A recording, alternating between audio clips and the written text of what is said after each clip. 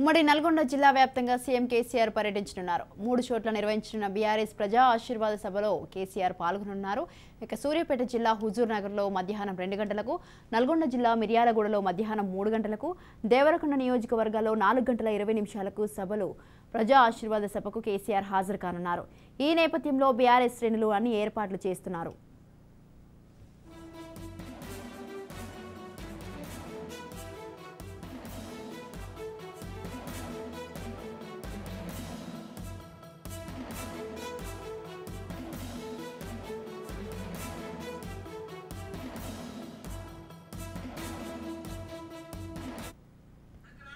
ఉమ్మడి నల్గొండ జిల్లా వ్యాప్తంగా సీఎం కేసీఆర్ పర్యటించనున్నారు. 3 చోట్ల నిర్వహించనున్న బీఆర్ఎస్ ప్రజా ఆశీర్వాద సభలో కేసీఆర్ పాల్గొననున్నారు. సూర్యాపేట జిల్లా హుజూర్ నగర్లో మధ్యాహ్నం 2 గంటలకు, నల్గొండ జిల్లా మిర్యాలగూడలో మధ్యాహ్నం 3 గంటలకి, ఇక దేవరకొండ నియోజకవర్గంలో 4 గంటల 20 నిమిషాలకు సభ ప్రజా ఆశీర్వాద సభకు కేసీఆర్ హాజరు కానున్నారు. ఈ నేపథ్యంలో బీఆర్ఎస్ శ్రేణులు అన్ని ఏర్పాట్లు చేస్తున్నారు.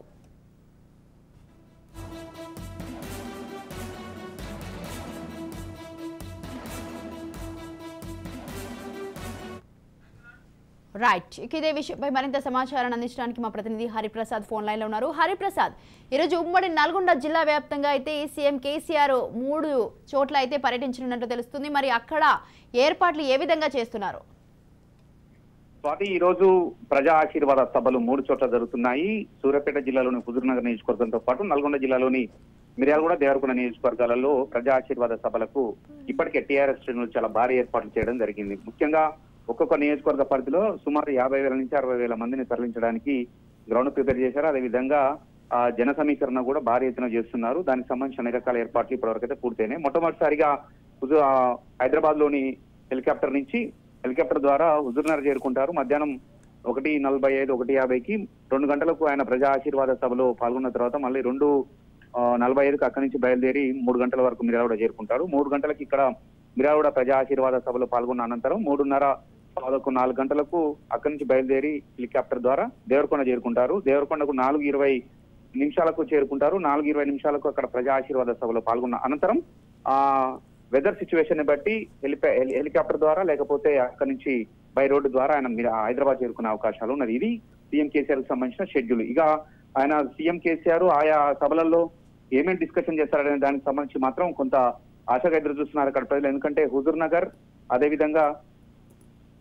నగర్ లో ముఖ్యంగా బైపోల్ ద్వారా, అంటే ఉప ఎన్నిక ద్వారా అక్కడ టీఆర్ఎస్ పార్టీ గెలుపొందింది. టీఆర్ఎస్ పార్టీ గెలుపొందిన తర్వాత అక్కడ కొన్ని హామీలు కూడా ఇవ్వడం జరిగింది. ఆ హామీలు నెరవేర్చారా లేదా మళ్ళీ కొత్త హామీలు ఏమైనా ఇస్తారనే దానికి సంబంధించి ఆయన చర్చ తీసే అవకాశం ఉంది. అదేవిధంగా మిర్యాలగూడ నియోజకవర్గానికి సంబంధించి రైస్ బౌల్ ఆఫ్ ఏసియా, ఇక్కడ మొత్తం కూడా ఇండస్ట్రీస్ చాలా ఎక్కువ ఉంటాయి. మిర్యాలగూడకే మొత్తం యాదాద్రి పవర్ ప్లాంట్ తీసుకొచ్చాడు కాబట్టి దాన్ని ఉచ్చరిస్తూనే ఇంకా ఏమైనా పెండింగ్, ముఖ్యంగా ఏదైతే ఒకవైపు మూసి ఒకవైపు కృష్ణా రివర్ ఉంటుంది మిర్యాలగూడ నియోజకవర్గానికి, ఆ మూసి పైన చెక్ డ్యామ్స్ కి సంబంధించిన విషయాలకు సంబంధించి, అదేవిధంగా చిన్న చిన్న టైలాండ్ ఏదైతే సాగర్ ఎడమకాలకు సంబంధించిన టైలాండ్ భూములు ఉంటాయో ఆ టైలాండ్ భూములకు సంబంధించి స్థిరీకరణకు సంబంధించిన విషయాలు చెప్పే అవకాశం ఉంది. అదేవిధంగా చిన్న చిన్న లిఫ్ట్ ఇరిగేషన్ ప్లాంట్లు కూడా ఏర్పాటు చేసే అవకాశం ఉంది. ముఖ్యంగా ఏంటంటే అడవిదేలుపల్లి మండలం, అదేవిధంగా పెదవూర మండలానికి సంబంధించి, అంటే 2 నాగార్జున సాగర్, మిర్యాలగూడ ఏదైతే పక్కన ఉంటాయి నియోజకవర్గాలు, ఆ నియోజకవర్గాలకు సంబంధించి చిన్న చిన్న వాగుల పైన చిన్న చిన్న లిఫ్ట్ ఇరిగేషన్ పథకాలకు సంబంధించి అప్పట్లో హామీ ఇవ్వడం జరిగింది. వాటికి సంబంధించిన రిపోర్ట్ ఏ రకంగా ఉందనే దానికి సంబంధించి కూడా చర్చించే అవకాశం ఉంది. కాబట్టి ఎక్కడికి వస్తే అక్కడ స్థానిక విషయాలపైన బాగా ఫోకస్ చేస్తున్నట్టుగా కూడా తెలుస్తుంది కేసీఆర్. గతంలో కూడా కోదాడ నియోజకవర్గంలో నిర్వహించినప్పుడు బీసీ నినాదాన్ని లేవనెత్తాడు. అదేవిధంగా ఆలేరులో గొంగిడి సుంతకు సంబంధించి ఆడపిల్లని ఆశీర్వదించాలని కూడా చెప్పడం జరిగింది. ఇక మునుగోడులోనైతే కమ్యూనిస్టులతో పొత్తు లేకపోయినప్పటికీ కూడా కమ్యూనిస్టులు కూడా ఆలోచించాలి, కమ్యూనిస్టుల గడ్డ ఇది, చాలా ప్రశ్నించే తత్వం ఉంది కాబట్టి అనే విషయాలకు సంబంధించి, అంటే ఎక్కడ ఏ నియోజకవర్గానికి వెళ్ళినా కూడా ఆ స్థానికంగా ఉన్న సమస్యల పైన, ఆ స్థానికంగా ఉన్న స్థితిగతులపైన, ఆ స్థానికంగా జరిగిన అభివృద్ధి పైన, ఇంకా జరగబోయే అభివృద్ధి పైన మాత్రమే ఆయన ఫోకస్ చేస్తున్నట్టుగా తెలుస్తుంది. కాబట్టి నియోజకవర్గానికి ఆయన స్పీచ్ లో కొంత తేడా వస్తుంది. అంటే ఓవరాల్ గా టోటల్ మేనిఫెస్టో తెలంగాణ రాష్ట్రం తెచ్చుకున్న తర్వాత ఏం జరిగింది, ఏం సాధించినాం అనే దానికి సంబంధించి మాట్లాడుతూనే లోకల్ ఉన్న అంశాలని లేవనెత్తుతూ ఆయన కొంత మాట్లాడుతున్న నేపథ్యంలో మాత్రం కొంత అది ఆకట్టుకున్నట్టుగా కూడా తెలుస్తా ఉన్నది. ఇక ఈ 3 నియోజకవర్గాలకు సంబంధించి ఏమైనా కొత్త హామీలు ఏమైనా ఇస్తారా అంటే, టోటల్ మేనిఫెస్టోతో పాటు కొత్త హామీలు ఏమైనా ఇస్తారనే దానికి సంబంధించి మాత్రం కొంత ఇదే ఉంది. దేవరకొండ నియోజకవర్గం అనేది కొంత ఎస్టీ నియోజకవర్గం కాబట్టి ప్రతి లంబాడి తండాలని గ్రామ పంచాయతీగా చేసిన గంట తెలంగాణ రాష్ట్ర ప్రభుత్వాన్ని అని చెబుతూనే మళ్ళీ ఎస్టీలకు ఏమైనా దానికి సంబంధించి ఏదైతే రిజర్వేషన్స్ అన్నారో దానికి సంబంధించి మరి ఎటువంటి అంశాలు లేవనెత్తారనే దానికి సంబంధించి మాత్రం వాళ్ళు కొద్దిగా ఆశ చూస్తున్నారు. ఓవరాల్ గా చూసుకుంటే మాత్రం 3 సభల ద్వారా స్థానికంగా ఉన్న సమస్యలను చెబుతూనే అభివృద్ధి మంత్రం చెప్పిస్తూనే అదేవిధంగా ఇంకా ఏం చేయబోతుంది వస్తే అనే దానికి ఇత్యాది అంశాలకు సంబంధించి ఆయన మాట్లాడే అవకాశాలు ఉన్నాయి. కాబట్టి హుజూర్ నగర్ ఎమ్మెల్యే శానంపూడి సైదిరెడ్డి ఆధ్వర్యంలో, మిర్యాడ ఎమ్మెల్యే భాస్కరరావు ఆధ్వర్యంలో, దేవరకొండ ఎమ్మెల్యే రవీంద్ర కుమార్ ఆధ్వర్యంలో మాత్రం భారీ ఏర్పాట్లు జరిగాయి. స్వాతి.